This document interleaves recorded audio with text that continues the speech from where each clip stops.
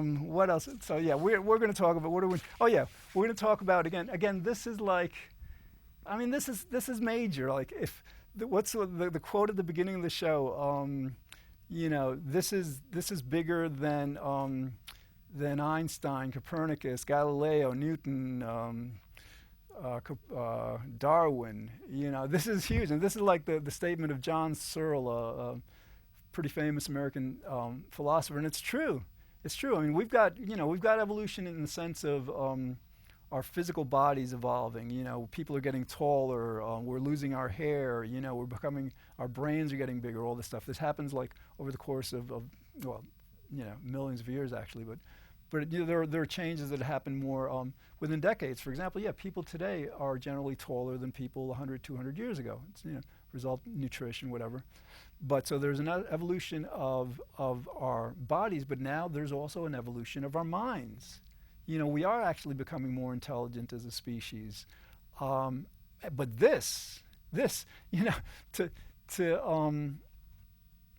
shift, to move from our mistakenly perceiving the fundamental nature of our human will as being free of causality, free of reasons, free, completely up to us, free of factors not in our control, to the accurate understanding that our wills are causal, that our wills are not free, that essentially, reality is like a movie, that everything that's happening, not just the particles around us, because everybody pretty much acknowledges that the physical state of the universe is causal. And again, some people may claim that quantum mechanics has some randomness, but if you consider that, what they're claiming is that some events are not caused, and that's an absurd conclusion. It's just like it's not founded on reason, it's not founded on evidence. And I got to go into this a bit. What happens is sometimes with quantum behavior, they can't detect like the simultaneous position and momentum of a particle in order to use the classical physics, the Newtonian physics, to draw accurate predictions.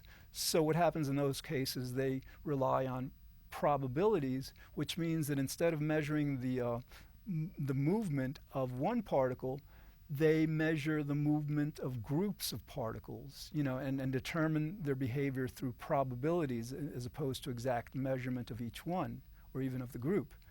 So the idea though is like, it's still causal. I mean, this quantum behavior, we may not know the factors that contribute to a particle's being in one place and then all of a sudden being in another.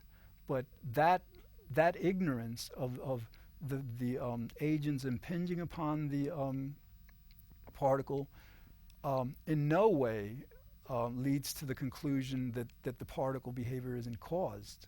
Because naturally, the idea that particle behavior wouldn't be caused, it's incoherent. How could something not be caused? This